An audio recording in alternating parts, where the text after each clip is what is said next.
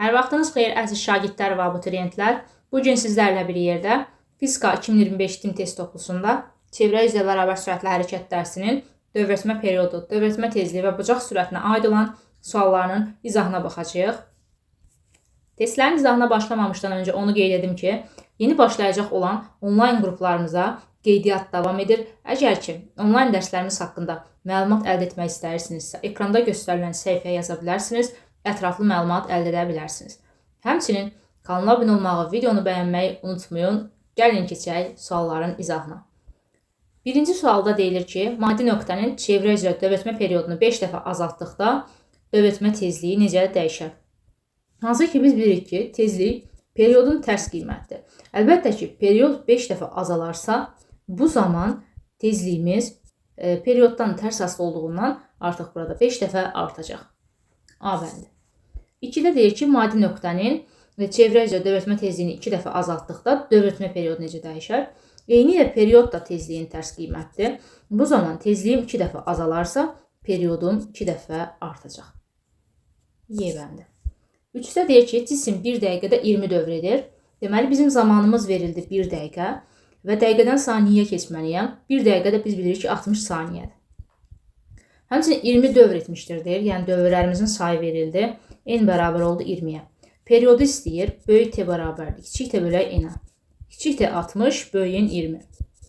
60-ı 20-yə böləndə gördüyünüz kimi cavab alınacaq 3. D bəndi oldu. 4-də cisim 2 dəqiqədə 30 dövr etmişdir. Dövrətmə tezliyini hesablayın deyir. Zaman verildi 2 dəqiqədir. Dəqiqədən saniyəyə keçməliyik. Bu zaman veriləni vururuq 60-a. Yəni 2-ni vuracağıq 60-a, o da olacaq 120 saniyə. Dövrlərin sayı verildi, N də bərabər oldu 30 dövrə. Dövrətmə tezliyini, yəni kiçik N istəyir. Kiçik N bərabərdir böyük N bölək T-dən. 30 bölək 120 bizə verəcək 4-də 1. 4-də 1 də biz bilirik ki, 0-dan 100-25-dir. Cavabımız oldu D bəndi. 20 dəqiqə ərzində saatın saniyə əqrəbi neçə dövr edər? Fikir versən, zaman verildi 20 dəqiqədir. Gəlin bunu belə saxlayaq hələlik. Və deyir ki, saatın saniyə əqrəbi neçə dövr edər? Siz avtomatik olaraqdan saatın saniyə əqrəbinin periodunu yazmalısınız o dəqiqə. T saniyə bərabərdir. Dərs izahında, hansı ki YouTube-da kanalında mövcuddur. Hər birinin həm saatın saniyə əqrəbinin, həm dəqiqə əqrəbinin, həm saat əqrəbinin hər birinin izahını vermişəm. Həmçinin çevrə üzrə bərabər sürətli hərəkət dərsinin tamamilə izahını vermişəm. Şərhlərə və həmçinin də videonun açıqlama hissəsinə linkini yerləşdirəcəyəm. Keçid edib baxa bilərsiniz. Saniyə əqrəbində periodu bu zaman olacaq 60 saniyə. 60 saniyə də 1 dəqiqədir. Gəlin, hər ikisini də dəqiqə ilə götürəcəyik burada. İndi düsturumuzu veririk, böyük T-nin düsturu. Biz bilirik ki, kiçik T bölək N-dir. Məndən indi dövrlərin sayını N-i soruşur. Böyük N də bərabər olacaq onda buradan tapanda. Kiçik T bölək böyük T-yə. Kiçik T-miz gördüyünüz kimi 20 dəqiqədir. 20-ni böləcəm böyük T-yə, yəni 1 dəqiqəyə. 20-ni 1-ə böləndə alacaqsınız 20. 6-da deyir ki, 5 saat ərzində saatın dəqiqə əqrəbi neçə dövr edir? Zaman verildi yenə. T-miz bərabər oldu 5 saata. İndi saatın dəqiqə əqrəbinin dövrətmə periodunu yazmalıyam. Dəqiqə əqrəbində dövrətmə periodu 60 dəqiqədir. 60 dəqiqədə 1 saatdır. İndi mən dövrlərin sayını tapanda yenə gördüyünüz yuxarıda yazdığım kiçik T bölək böyük T-dən tapacağım. Kiçik T-miz 5-si, böyük T-miz də 1-dir. 5-i 1-ə böləndə alacağıq 5. 7-də 2 sutka ərzində biz bilirik ki, 1 sutkamız 24 saat. 2 sutkamız onda olacaq 2 vuraq 24-dən 48 saat. Zamanımız verildi 48 saat. Saatın saat əqrəbi. Saatın saat əqrəbinin avtomatik periodunu yazmalısınız. Bu zaman T saat bərabərdir. Biz bilirik 12 saatdır. Dövrlərin sayını tapanda yenə böyük N bərabər olacaq. Kiçik T bölək böyük T-dən. Kiçik T-miz 48 saat. Böyük T-miz 12 saat. 48 saat 12 saata böləndə alacağıq 4. 8-də deyir, saatın dəqiqə əqrəbinin dövrətmə periodu saniyə əqrəbinin dövrətmə periodunun neçə dəfə çoxdur. Saatın dəqiqə əqrəbinin dövrətmə periodu qeyd etdik ki, 60 dəqiqədir. Amma saniyə əqrəbinin dövrətmə periodu 60 saniyədir, yəni 1 dəqiqədir. 60 dəqiqə 1 dəqiqədən 60 dəfə çoxdur. 9-a baxaq. Çevrə üzrə bərabər sürətli hərəkətdə maddi nöqtənin bucaq sürəti 12 radian bölək saniyədir. Dövrətmə periodunu hesablayın. Bucaq sürətimiz omeqamız verildi 12 radian bölək saniyədir. Periodu istəyir böyük T-ni, P-nin də qiyməti verilib 3-dür. Biz bilirik ki, bucaq sürətinin omeqanın düsturu 2 pi bölək böyük T-dir. Buradan t-ni tapanda onda 2 pini böləcəyik omegaya. Yerinə yazsaq indi 2 vuraq pinin qiyməti 3, bölək omeganın qiyməti 12. Buradan da alınacaq 2-də 1, 2-də 1 də biz bilirik ki 0,5-dir. Y bəndi. 10-cu sualda deyir ki, saatın saat əqrəbinin dövrətmə periodu saniyə əqrəbinin dövrətmə periyoduna nisbətən çoxdur. Saat əqrəbinin dövrətmə periodu biz bilirik ki 12 saatdır. İndi deyir ki, bu dövrətmə periodu saniyə əqrəbinin dövrətmə periyoduna nisbətən çoxdur. Saniyə əqrəbinin dövrətmə periodu qeyd etmişdik ki 60 saniyədir. 60 saniyə də 1 dəqiqədir. Onda mən belə eləyərəm ki, saatdan dəqiqəyə keçərəm. Yuxarıda yazdığımda gördüyünüz kimi. 12 saatı dəqiqəyə çevirəndə 1 saatımız bilirik ki 60 dəqiqədir. Onda 12 saatı tapanda dəqiqə ilə 12-ni vuracam 60-a. İndi burada da alınacaq 720. 720 dəqiqə 1 dəqiqədən zirvə çoxdur. 720 dəfə. 11-də deyir, dövrətmə tezliyini təyin etmək üçün hansı cihazdan istifadə olunur? Həm dövrətmə tezliyi, həm dövrətmə periodu, həm də bucaq sürətini təyin etmək üçün saniyə ölçənlərin istifadə olunur. 12-də də deyir ki, bucaq sürətini təyin etmək üçün hansı cihazdan istifadə olunur? Yenə saniyə ölçən olacaq. 13-də deyir ki, çevrə üzrə hərəkətdə radius vektorunun dönmə bucağının zamandan asılılıq qrafiki verilmişdir. Bucaq sürətini hesablayın. Burada fini 20 götürüb, burada gördüyünüz kimi t-ni 5 götürə bilərsiniz. Həmçinin t-ni 10 götürəndə də fini 40 götürəcəksiniz. Kiçik rəqəmlərlə işləmək daha yaxşıdır. Ona görə də gəlin fi bərabər 20, t də bərabər 5 olan halda omeqamızı tapaq. Omega bərabər fi bölək t-dən 20-ni 5-ə böləcəksiniz, alacaqsınız 4. Eyni ilə 40 ilə 10-u götürsəydiniz 40-ı da ona böləcəksiniz, yenə 4 alacaqdınız. 14-də çevrə üzrə hərəkətdə bucaq sürətinin zamandan asılılıq qrafiki verilmişdir. 5 saniyə müddətində radius vektorunun dönmə bucağını hesablayın. Omeqamız 4 verilib, zamanımız da 5-dir. Deməli, omega bərabərdir fi bölək t-dir. Buradan fini tapanda olacaq omega t. Bu zaman biz qeyd etmişdik ki, əgər ki asılılıq qrafiki verilibsə, düsturda yuxarıdakı hərfdən aşağıdakı hərf bir-birinə vurulursa, baxın fikir versəz, yuxarıda omeqamız da aşağıda zamandır və düsturda da omega t-yə vurulub. Bu zaman biz fiqurun sahəsinə baxmalıyıq. Yəni qrafikin zaman oxu ilə əmələ gətirdiyi fiqurun sahəsi. Gördüyünüz kimi düzbucaqlıdır. Düzbucaqlının sahəsi isə onun oturacaqlarının eni və uzunluğunun hasilinə bərabərdir. Gördüyünüz kimi burada 4-ü vurmalısınız artıq 5-ə. 4 vuraq 5 o da olacaq 20. Cavabımız olduğu Y bəndi. Cismin verilmiş radiusu çevrə üzrə bərabər sürətli hərəkət zamanı bucaq sürətinin zamandan asılılıq qrafikini ifadə edir. Dərs izahında da qeyd etmişdim ki, bucaq sürəti zamandan asılı deyil. Çünki çevrə üzrə bərabər sürətli hərəkətdə bu zaman neçə dəfə artırsa, əlbəttə ki, dönmə bucağı da bir o qədər dəfə artacaq. Ona görə də omega bərabərdir fi bölək t-dən gördüyünüz kimi nisbət sabit qalır. Yəni bizim omeqamız sabit olacaq. Ona görə də omega t-dən asılı deyil, B bəndə olacaq cavabımız. 16-da çevrə üzrə hərəkətdə radius vektorunun dönmə bucağının zamandan asılılıq qrafik göstərmişdir. Bucaq sürətini hesablayın. Yenə omega bərabərdir fi bölək t-dən hesablayacağıq. Fini 9, t-ni də 3 götürdük. 9 bölək 3 olacaq cavabımız 3 radian bölək saniyə. 17-yə baxırıq. Çevrə üzrə bərabər sürətlə hərəkət edən maddi nöqtənin dövrətmə tezliyi 12 saniyə üzəri -1-dir. Deməli, kiçik n verildi 12-dir. Bucaq sürətini hesablayın, yəni omeqanı. Həmçinin pin də qiyməti verildi 3-dür. Omeqanın düsturu 2pi n-dir. Yerinə yazsaq onda 2 vuraq pinin qiyməti 3, kiçik n-imiz 12-dir. Gördüyünüz kimi 2 3 vuranda 6, 6 ilə 12 vuranda olacaq 72. Cavabımız oldu B bəndi. 18-də çevrə üzrə bərabər sürətli hərəkətdə maddi nöqtənin bucaq sürəti 10 radian bölək saniyədir.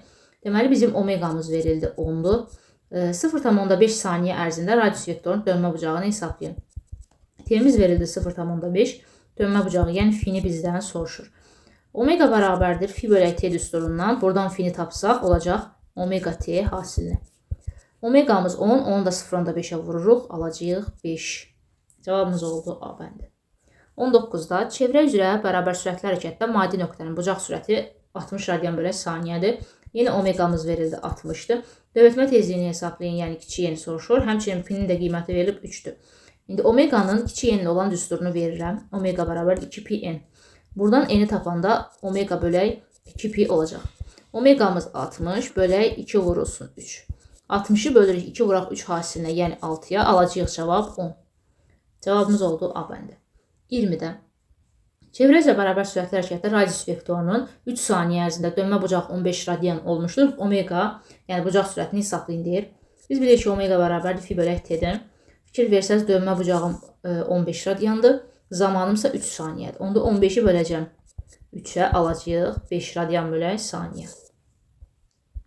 21-də çevrə üzrə bərabər sürətli hərəkətdə dövrətmə tezliyi hansı ifadə ilə təyin olunur? Bayaqlarda qeyd etdik ki, dövrətmə tezliyi periodun tərs qiymətlidir, yəni kiçik n bərabər 1 bölək t düsturu olacaq. Çevrə üzrə bərabər sürətli hərəkətdə dövrətmə periodu hansı ifadə ilə təyin olunur? Yenə period da tezliyin tərs qiymətlidir. Bu zaman gördüyünüz kimi böyük t bərabərdir 1 bölək kiçik n olacaq düsturumuz. Bucaq sürətinin BCD vahidi hansıdır? Bucaq sürətinin BCD vahidi radian bölək saniyədir. A bəndi. Dövrətmə periodunun BCD vahidi hansıdır? Saniyədir dövrətmə periodunun vahidi. 25-də soruşur dövrətmə tezliyinin vahidi. Dövrətmə tezliyinin vahidi 1 bölək saniyədir. Həmçinin saniyə üzəri onda bu -1 olacaq və 1 Hz də verə bilər cavablarda. Bəzi suallarda, hansı ki bu zamanda bu doğrudur. Bu beynəlxalq vahidlər sistemi dediyi üçün saniyə ilə olmalıdır bizim cavabımız. Cavabımız oldu B bəndi. 26-da ədədi qiymətçi vahid zamanda dövrlərin sayına bərabər olan kəmiyyət necə adlanır? Baxın, biz bilirik ki, kiçik n bərabərdir, böyük n bölək t-dir. Vahid zaman dediyi üçün, yəni zamanımızı t-ni 1-ə bərabər götürürük. Bu zaman gördüyünüz kimi kiçik n bərabər olur böyük n-ə. Yəni tezliyim dövrlərin sayına bərabər olmuş olur. Deməli, onda mən burada cavabı götürəcəm dövrətmə tezliyi. 27-də ədədi qiymətçi vahid zamandakı radius vektorunun dönmə bucağına bərabər olan kəmiyyət necə adlanır? Biz bilirik ki, omega bərabərdir fi bölək t-dir. Vahid zaman dediyi üçün yenə t-nin yerinə 1 yazıram. Gördüyünüz kimi omega bərabər olur fiyə. Yəni bizim buradakı bucaq sürətimiz dönmə bucağına bərabər olur. Deməli, onda burada biz cavabı götürəcəyik bucaq sürəti. 28-də çevrə üzrə bərabər sürətli hərəkətdə bir tam dövrə sərf olunan zaman. Biz bilirik ki, böyük t bərabərdir, kiçik t bölək n-dir. Bir tam dövr dediyi üçün deməli dövrümün sayı 1-dir. Yəni n-in yerinə 1 yazırsınız. Bu zaman böyük t bərabər olur kiçik t-yə. Fikir versəz, periyodum artıq zamana bərabər olmuş oldu. Deməli, biz burada dövrətmə periodunu düzgün cavab olaraq götürəcəyik. 29-da yerin öz ox ətrafında fırlanma periyodu saatın saniyə əqrəbinin dövrətmə periyoduna nisbətən çoxdur. Qeyd etmişdik ki, yerin öz ox ətrafında fırlanma periyodu t yer bərabərdir 24 saat. İndi saatın saniyə əqrəbinin dövrətmə periyodundan biz də bilirik ki, saatın saniyə əqrəbi 60 saniyədir. 60 saniyə də 1 dəqiqədir. Gəlin onda bax bu yerin öz ox ətrafında fırlanma periyodunu dəqiqə ilə ifadə edək. Yəni 24-ü onda vuracam 60-a. Çünki 1 saatım 60 dəqiqədir. Onda bərabərdir 1440 olacaq. İndi neçə dəfə çoxdur deyir. 1440-ı böləcəksiniz onda 1-ə, alacağıq A bəndi. 30-da deyir ki, yerin öz ox ətrafında fırlanma periyodu saatın dəqiqə əqrəbinin dövrətmə periyodundan neçə dəfə çoxdur. Yeni yerin öz ox ətrafında fırlanma periyodu qeyd etdik ki, 24 saat. Deyir ki, saatın dəqiqə əqrəbinin dövrətmə periyodu neçə dəfə çoxdur. Saatın dəqiqə əqrəbinin dövrətmə periyodu 60 dəqiqədir. Bu da bilirik ki, 1 saatdır. Onda sən 24-ü böləcəksən 1-ə, alacaqsan cavab B bəndi. 31-də yerin öz ox ətrafında fırlanma periyodu saat əqrəbinin dövrətmə periyodu neçə dəfə çoxdur. Yenə yerin öz ox ətrafında fırlanma periyodu 24 saatdır. Saatın saat əqrəbinin fırlanma periyodu isə 12 saatdır. Onda biz 24-ü 12-yə böləcəyik. Gördüyünüz kimi 2 dəfə çox olmuş oldu yerin öz ox ətrafında fırlanma periyodu. İndi 32-də deyir ki, yerin öz ox ətrafında fırlanma periyodu nə qədərdir? Bayaqlarda qeyd etdik ki, 24 saatdır. Saatın dəqiqə əqrəbinin dövrətmə periyodu biz qeyd etdik ki, 60 dəqiqədir, 60 dəqiqədə 1 saatdır. Saatın saniyə əqrəbinin dövrətmə periyodu saatın saniyə əqrəbi, yəni bu zaman onun periyodu olacaq 60 saniyə, 60 saniyədə 1 dəqiqədir. 35-də deyir saatın saat əqrəbinin dövrətmə periyodu. Saatın saat əqrəbinin dövrətmə periyodu biz qeyd etdik ki, 12 saatdır. Burada olacaq cavabımız B bəndi. İndi 36-da saatın saat əqrəbinin dövrətmə periyodu saniyə əqrəbinin dövrətmə periyodundan neçə dəfə çoxdur deyir. Saatın saat əqrəbinin dövrətmə periyodunu biz bildik ki, 12 saatdır. Saniyə əqrəbinin dövrətmə periyodu isə t saniyə bərabərdir. 60 saniyədir, o da 1 dəqiqədir. Onda mən bax buradakı saatdan dəqiqəyə keçməliyəm. 1 saatım 60 dəqiqə olduğundan onda 12-yi vuracam 60-a. Alacağıq burada 720 dəqiqə. İndi 720-ni 1-ə bölməliyəm ki, görüm neçə dəfə çoxdur. Gördüyünüz kimi onda alınacaq. Elə cavabımız 720. 37-də çevrə üzrə bərabər sürətli hərəkətdən maddi nöqtənin dövrətmə tezliyi 50 saniyə üzəri -1-dir. Onun dövrətmə periodunu hesablayın. Tezliyin verildi, gördüyünüz kimi n bərabər oldu 50 saniyə üzəri -1-ə. Periodu istəyir. Periodu dedik ki, periodun tərs qiyməti. Yəni 1 bölək n-dən tapacağım. 1 bölək n-in yerinə 50 yazdım. 50-də 1 o da olur 0,2 saniyə. Cavabımız oldu C bəndi. 38-də çevrə üzrə bərabər sürətli hərəkətdən maddi nöqtənin dövrətmə periodu verildi. Böyük T bərabər oldu 0,1 saniyə. Onun tezliyini, dövrətmə tezliyini hesablayın. Yəni n istəyir. N bərabər 1 bölək böyük T-dən hesablayacağım. 1 bölsün böyük T-nin yerinə 0,5 yazdıq. Vergülümü atıram. Sürətə bir 0 əlavə edirəm. 10 bölək 5 o da olacaq 2. Gördüyünüz kimi cavab aldıq C bəndi.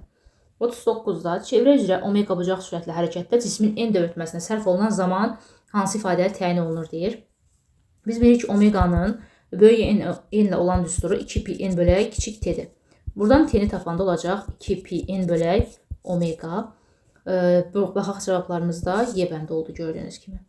40-da deyir, çevrə üzrə bərabər sürətli hərəkətdə cisim tez zaman ərzində n dövrədir. Bucaq sürəti hansı ifadəyə təyin olunur? Qeyd etdik ki, omega bərabərdir 2pi böyük n bölək t-dir. 41-də çevrə üzrə bərabər sürətli hərəkətdə bucaq sürəti hansı ifadəyə təyin olunur? İndi bucaq sürətinin kiçik n ilə olan düsturunu istəyir. O da omega bərabərdir 2pi kiçik n-dir. 42-də isə deyir ki, çevrə üzrə bərabər sürətli hərəkətdə bucaq sürəti hansı ifadəyə təyin olunur? Bucaq sürətinin böyük t ilə olan düsturunu istəyir. Omega bərabərdir, biz bilirik ki, 2pi bölək böyük t-dir. 43-də deyir ki, çevrə boyunca hərəkətdə dövrlərin sayının vahidi hansıdır? Yəni gördüyünüz kimi biz deyirik 1 dövr edir, 2 dövr edir, 3 dövr edir. Burada bir vahid yoxdur, yəni. Ona görə də burada 43-də C bəndini işarə edəcəyik. Yəni sayın vahidi olmur da əlbəttə ki. 44-də deyir ki, cisim çevrə üzrə modulca bərabər sürətlə hərəkət edir. Bu zaman fiziki əməliyyatlardan hansı sabit qalır? Əlbəttə ki, dövrətmə periodumuz sabit qalacaq. Çünki hansı ki, çevrə üzrə bərabər sürətli hərəkətdə zaman nə qədər, neçə dəfə artırsa, bizim dövrlərimizin sayı o qədər dəfə artır. Bu zaman nisbət sabit olduğundan böyük T bərabər kiçik T bölək n-dir. Nisbət sabit olduğundan deməli mənim periodum da sabit qalacaq. 45-ə baxaq. Çevrə üzrə bərabər cisim çevrə üzrə modulca bərabər sürətlə hərəkət etdikdə fiziki əməliyyatlardan hansı sabit qalır? Eyni ilə period kimi tezlik də dövrətmə tezliyi də sabit qalacaq.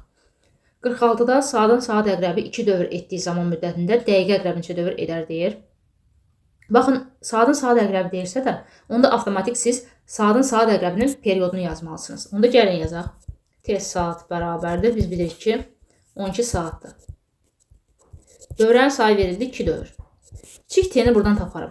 O da böyük T bərabər kiçik T bölək n düsturundan. Kiçik t-ni tapanda olacaq böyük T vuraq n-ə. 12 vuraq 2 olacaq 24 saat. İndi isə burada deyir ki, bu həmin eyni zaman müddətində gördüyünüz kimi dəqiqə əqrəbi neçə dövr edər. İndi dəqiqə əqrəbinin periodunu yazmalısın. T dəqiqə də bərabər biz bilirik ki 60 dəqiqədir. İndi burada kiçik t-ni gördüyünüz kimi saatdan almışsınız deyə dəqiqədən saata keçirin 60 dəqiqəmizdir. Biz bilirik ki 1 saatdır. Bu zaman deyir neçə dövr edər. Yəni səndən istəyir artıq böyük n tapasan. Gördüyünüz kimi bax buradan sən artıq böyük n tapasan. Deməli düsturumuz yenə eyni bax bu düstur olacaq. Baxın, böyük T bərabər kiçik T bölək n-dən. Burada n-i tapanda kiçik t-ni böləcəksiniz böyük t-yə. N də bərabərdir. Kiçik t-miz 24 bölək böyük t-yə, yəni 1-ə. Alacağıq cavab elə 24. Cavabımız oldu D bəndi. 47-də cisim çevrə üzrə bərabər sürətli hərəkət edən cismin 0,1 saniyə müddətində 90 dərəcə dönür. Onun dövrətmə tezliyini hesablayın. Zaman verilib 0,1 saniyədir. Dönmə bucağı da verib 90 dərəcədir. Amma bu zaman radiana keçməyiniz daha yaxşı olar. Biz çünki dönmə bucağının vahidini radianla fizikada işləyirik. Baxaq indi 90 vuraq pi bölək 180-ə vurmalısınız. Burada 1 aşağıda qalacaq 2. Cavabımızı aldıq onda pi bölək 2 radian. İndi məndən dövrətmə tezliyini, yəni kiçik n-i soruşur. Bilirəm ki, omeganın kiçik n olan düsturu var. 2 pi n. Həmçinin omeganın bir düsturda var ki, fi bölək t. Gördüyünüz bu iki düsturu bir-birinə bərabər götürürəm. Onda yazacağım ki, fi bölək t bərabərdir 2 pi n-ə. Fi'nin əvəzinə pi bölək 2 yazıram. T'miz də 0,1'dir. Vuraq 0,1'imizi yazaq. bərabərdir 2pi vuraq kiçik n-ə. Pilər hər tərəfdən gedir. Gördüyünüz kimi onda 2n vuraq 2 vurulsun 0.1 bərabər olacaq bax bu sürətdə qalan 1-ə. İndi 2 dəfə 2 4, 4 də vur 0.1-ə o da olacaq 0.4. Deməli 0.4 n bərabər oldu 1-ə. Buradan n-i tapanda 1 bölək 0.4-dən. Vergül atıram, sürətə 0 əlavə edirəm. Onu da 4-ə böləndə də olacaq 2.5. Cavabımız oldu gördüyünüz kimi C bəndi. 48-də çevre üzrə bərabər sürətlə hərəkət edən cisim 0.4 saniyə müddətində 40 dərəcə dönür. Onun dövrətmə periodunu hesablayın. Yenə eyni şeydir. Dərəcədən radiana keçməliyik. Bu zaman 40-ı vuracağıq pi bölək 180-ə. Sıfırlar gedir 18-dən 4 2-yə gedəndə baxın burada qalacaq 2, məxrəsdə qalacaq 9. Deməli aldıq ki 2 pi bölək 9 radian. Bu oldu mənim dönmə bucağım, yəni fi. Kiçik də zaman da verildi. Gördüyünüz kimi 0.4 saniyədir. İndi məndən dövrətmə periodunu soruşur. Yəni böyük t-ni. Baxın biz bilirik ki omega bərabərdir fi bölək t-dir. Həmçində omeganın böyük t ilə olan düsturunu bilirik 2 pi bölək t. Bu iki düsturu bir-birinə bərabər götürürük. Yəni fi bölək t-ni bərabər edirik 2 pi bölək t-yə. Buradan t-ni tapanda baxın çarpaz vuracağım. Yəni 2 pi-ni vuracağım kiçik t-yə, fi-ni də vuracağım böyük t-yə. Onda fi vuraq böyük t-yə bərabər olur 2 pi kiçik t-yə. Böyük t-ni tapanda artıq bu fi-dir 4 kimi görsənir.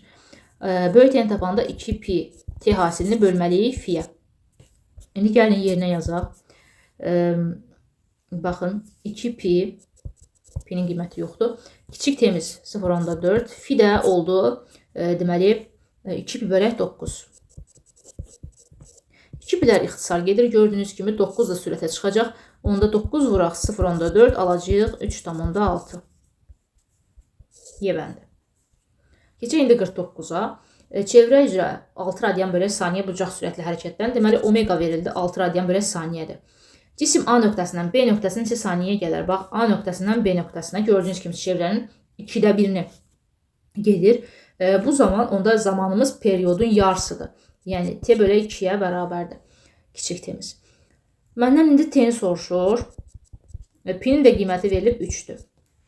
Biz bilirik ki omegamızın düsturu omega bərabərdir 2 pi bölək böyük t-dir. Omega var, pi-nin qiyməti də var. İndi gəlin böyük t-ni tapaq buradan. Olacaq 2 pi bölək omega. 2 vuraq pi-nin qiyməti 3, omeganın da qiyməti 6. 2 dəfə 3 6, 6 ilə 6-ya böləndə 1 alırıq. İndi məndən zaman istəyir, yəni kiçik t-ni. Gördüyünüz kimi yazdıq ki bayaqları kiçik t bərabərdir böyük t bölək 2-yə. Onda kiçik t bərabər olacaq. Böyük t-nin qiyməti 1-i bölürəm artıq 2-yə. Bu da 2-də 1 bizə verəcək 0.5-i. Y bəndi. 50-ci sualda çevrə üzrə bərabər sürətlə hərəkətdən cisim A nöqtəsindən B nöqtəsinə 0.1 saniyə ərzində gəlmişdir. Fikir versəz A nöqtəsindən B nöqtəsinə çevrənin 4də 1-ni gedir. Bu zaman kiçik t bərabər olur 4də 1 vuraq böyük t-yə. İndi zamanım verildi. T bərabər oldusa 0.5-ə böyük t-ni tapmaq üçün 4-ü vuracağım kiçik t-yə. 4 vurulsun 0.5 mənə verəcək 2-ni. Bucaq sürətini tapmaq üçün də omeganın böyük t ilə olan düsturunu verirəm. Omega bərabər 2 pi bölək böyük t-dən. 2 vurulsun p-nin qiyməti 3, t-nin də qiyməti 2 tapdıq. 2-lər ixtisar getdi, alacaq cavab 3 radian bölək saniyə. C bəndi. 51-də çevrə üzrə 30 pi radian bölək saniyə bucaq sürətlə bərabər sürətlə hərəkətdən cisim 10 dəqiqə müddətinə neçə dövr edər deyir. Omegamız verildi, 30 pi oldu. Zamanımız verildi, gördüyünüz kimi 10 dəqiqədir. Dəqiqədən saniyəyə keçməliyik. Bu zaman veriləni vururuq 60-a.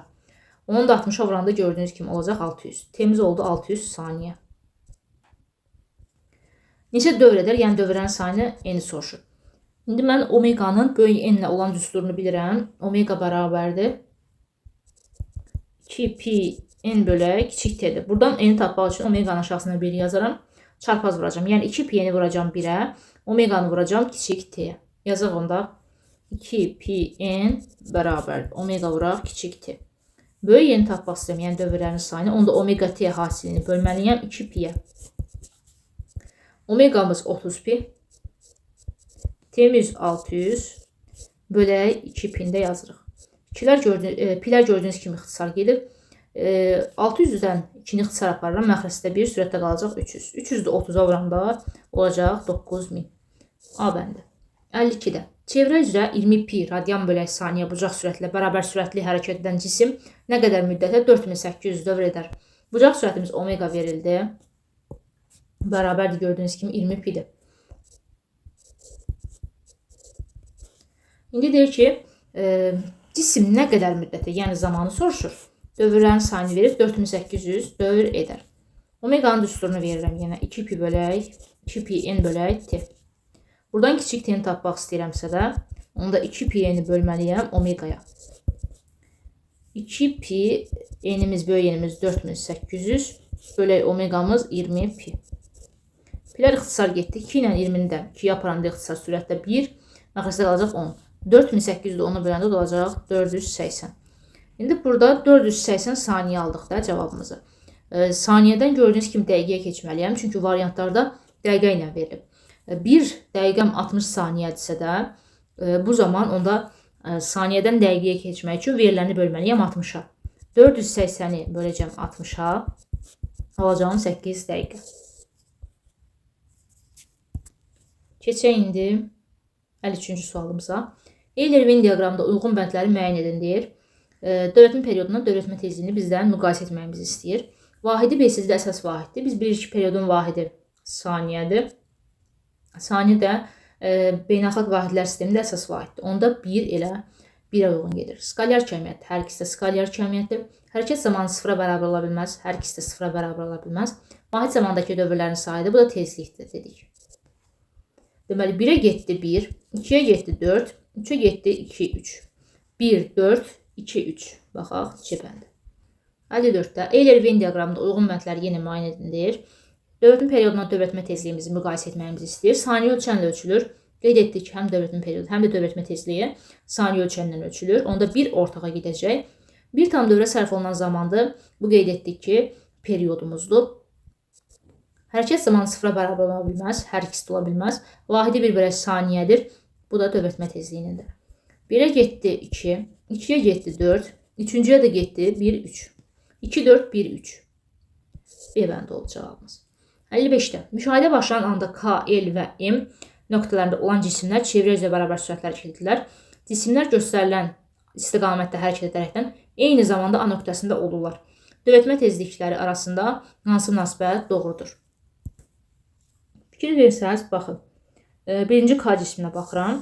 K cismi saat əqrəbinin əksinə gedərəkdən A nöqtəsindən gələndə çevrənin 1/4 hissəsini cızır. Yəni bu zaman burada kiçik t bərabərdir 1/4 böyük t-yə. İndi mən buradan gəlin periodunu, t-nin periodunu k ilə işarə edeyim. Kiçik t bərabər 1/4 böyük t k yazdıq.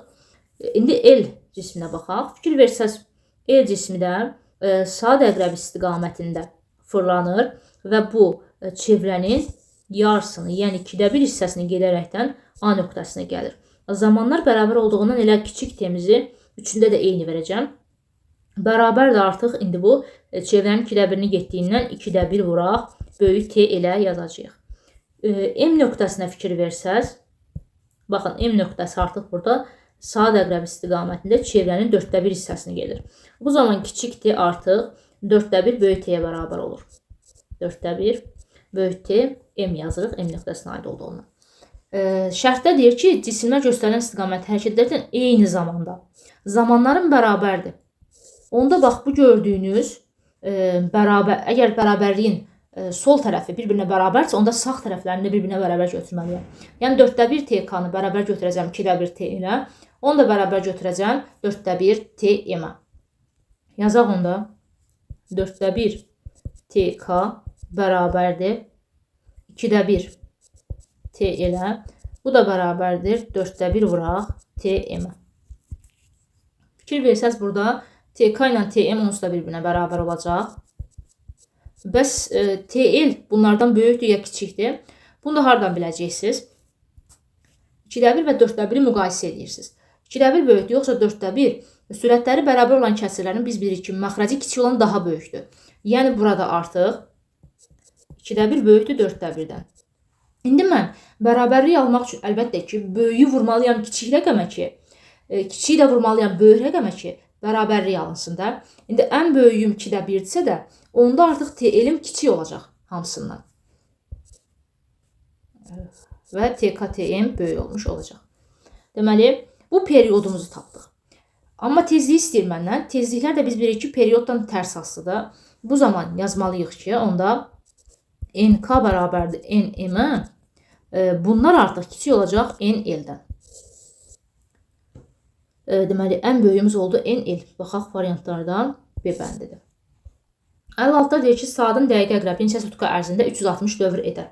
Avtomatik saatın dəqiqə əqrəbi deyirsə, o dəqiqənə dəqiqə əqrəbinin periodunu yazmalısınız. T dəqiqə bərabərdir 60 dəqiqədir. 60 dəqiqəmiz də 1 saatdır. Neçə sutka ərzində, yəni zamanı soruşur. 360 dövr edər. N'imiz də oldu 360. Böyük T bərabərlik kiçik T bölü N'dən. Kiçik T'nin tapanda olacaq böyük T vuraq N. Böyük T'miz 1'dir. Böyük N'imiz də oldu 360. 360'ı 1 evranda olacaq 360. İndi cavabımızı aldıq. Gördüyünüz kimi saatdan alacağıq. 360 saat. Məndən sutka ilə istəyir. Biz bilirik ki, bir sutkamız 24 saatdır. Onda sutka ilə ifadə etmək istəyirəmsə, aldığım cavab böləcəm 24-ə. 360'ı bölürəm 24-ə. 12 ixtisar gedir. Baxın, burada qalır məxrəcdə 2. Yuxarıda qalacaq 30. 30'u 2'yə böləndə olacaq 15. Deməli, 15 sutka olacaq. 57 indi gəlir.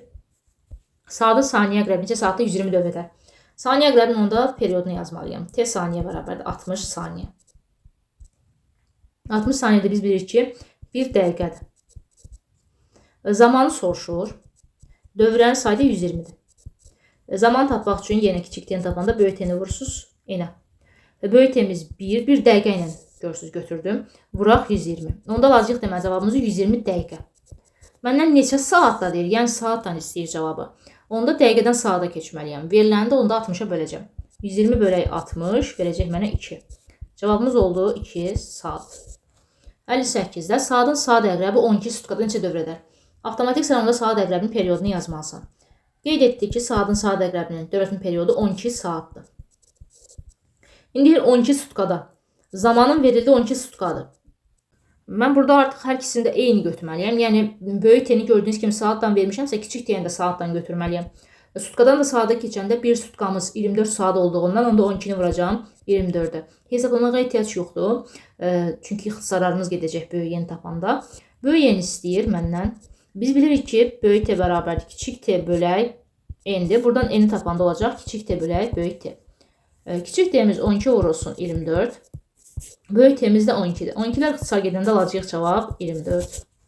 Saniyə əqrəbi 7200 dövr edəndə N'imiz bərabər oldu 7200 dövrə. Həmçinin saniyə əqrəbi deyə fikir versəz, avtomatik siz onda saniyə əqrəbin periodunu yazmalısınız. T saniyə bərabərdir 60 saniyə. 60 saniyəmiz də 1 dəqiqədir. İndi deyir dövr edəndə saat əqrəbi neçə dövr edir? Belə olan halda həm saniyə əqrəbi gördüyünüz kimi saat əqrəbi verilib. Birinci saniyə əqrəbi ilə olan hissəni bitirin, daha sonra keçin saat əqrəbi olan hissəyə. Burada indi böyük T'nin verilib, böyük Y'nin verilib, kiçik T'ni tapacaqsan. Kiçik T də bərabərdir, böyük T vuraq N'də yuxarıda yazmışıq gördüyünüz kimi. Böyük T'miz gəlin dəqiqə ilə götürək. 1 vurulsun 7200'ə, o da olacaq 7200 dəqiqə. Zamanı aldım burada. İndi saat əqrəbinə keçə bilərsən artıq. Saat əqrəbimizin dövr etmə periodunu yazıram. T saat bərabər oldu 12 saata. Burada kiçik T'nin dəqiqə ilə aldığı üçün saatdan dəqiqəyə keçək gəlin. 12 vuraq 60 olacaq. O da 720 dəqiqədir. İndi neçə dövr edər? Yəni böyük Y'ni götürməsiz.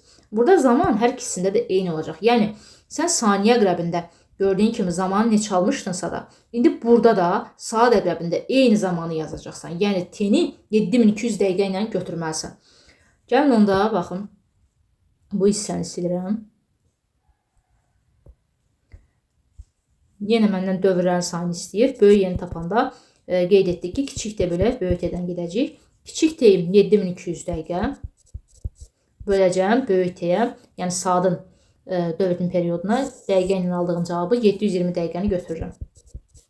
Sıfıra ixtisar getdi. 720 72'yə böləndə olacaq 10. Cavabımız oldu 10 dövr. 60'da da deyir ki, saniyə əqrəbi 120 dövr edəndə. Sən onda saniyə əqrəbinin dövr etmə periodunu yazmalısın. T saniyə bərabər oldu 60 saniyə. Bu da bərabərdir 1 dəqiqədir. 120 dövr edəndə, yəni n bərabər oldu 120'yə. İndi kiçik T'ni gəl buradan tap. Kiçik T'in bərabər olacaq. Böyük Y'ni vuraq T'dən 120'yi 1'ə vuranda da olacaq 120 dəqiqə. İndi keçirik dəqiqə əqrəbinə. Dəqiqə əqrəbinin dövr etmə periodunu yazırsan, t dəqiqə bərabər oldu 60 dəqiqəyə. Saatla yazmağa ehtiyac yoxdur, çünki kiçik t-ni də dəqiqə ilə almışıq. Dövrlərin sayını soruşur yenə. Böyük n bərabərdir, kiçik t bölək böyük t-dən. Kiçik t 120 dəqiqə aldıq, gördüyünüz kimi 120-ni yazıram. Böyük t də 60 dəqiqədir. 12-ni 6-ya böləndə olacaq 2. 61-də dəqiqə əqrəbi 24 dövr edəndə saat əqrəbi neçə dövr edər? İndi yenə dəqiqə əqrəbinin dövr etmə periodunu yazmalısan. T dəqiqə bərabərdir 60 dəqiqə. Bu da bərabər 1 saat. 24 dövr edər. Dövrlərin sayını artıq burada verdi 24. İndi kiçik t-ni tapsan. Kiçik t də bərabərdir böyük t vurulsun n-lə tapacağıq. Böyük t-miz saatdan götürürəm. 1 vurulsun 24-də olacaq 24 saat. Keçirsən indi o birisi əqrəbə, yəni saat əqrəbinə. T saat bərabərdir 12 saatdır. Buradan dövrlərin sayını böyük yeni soruşur. Dediyim kimi burada kiçik t-ni tapdığımız bax bu qiymət götürəcəksiniz 24 saatı. Onda kiçik t-yə burada yaz, gəl 24 saat. Artıq böyük yenin düsturunu kiçik t bölək böyük t-dən yenə tapırsan. Kiçik t-nin 24, böyük t-nin də 12. 24-ü 12-yə böl, alacaqsan 2. 62-də deyir ki, saat əqrəb bir dövr edəndə saniyə əqrəbi neçə dövr edər? Eyni ilə bu məsələlər kimidir. Saat əqrəbinin dövr etmə periodunu yazırsan. 12 saatdır.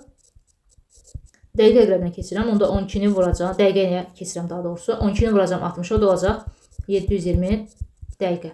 Bir dövr edəndə dövrlərin sayı verildi 1-dir. Kiçik t-ni tap buradan. Böyük t vuraq n-dən. Olacaq 720 vuraq 1, 720 dəqiqə. İndi keçirsən digər əqrəbə, yəni saniyə əqrəbinə. Saniyə əqrəbinin dövr etmə periodu 60 saniyədir. 60 saniyədə biz bilirik ki, 1 dəqiqədir. İndi bax, burada t-yə nə tapmışdınsa, gətirib burada yeni yerinə yazırsan. T bərabərdir 720 dəqiqə. Dövrlərin sayını böyük yeni soruşur. Böyük yeni də bərabərdir. Kiçik t bölək böyük t-dən tapacağıq. Kiçik t-miz 720 bölək böyük t-miz 1-ə. 720-ni də 1-ə böləndə alacaqsan 720. Beləliklə artıq sizlər üçün dövr etmə periodu, dövr etmə tezliyi, bucaq sürətinə aid olan testlərin izahını tam vermiş oldum. Ümid edirəm ki, bu videodakı izahları başa düşdünüz, sizlər üçün aydın oldu. Əgər ki, bu videodan yararlandınızsa da kanala abunə olmağı, videonu bəyənməyi unutmayın. Həmçinin çevrə üzrə bərabər sürətli hərəkət dərsindən əvvəldə olan düz xətli bərabər sürətli və dəyişən sürətli hərəkət dərsinin də dim test toplusundan izahlarını izləmək istəyirsinizsə, YouTube kanalımda mövcuddur. Keçid edib izləyə bilərsiniz. Özünüzə yaxşı baxın. Sağ olun.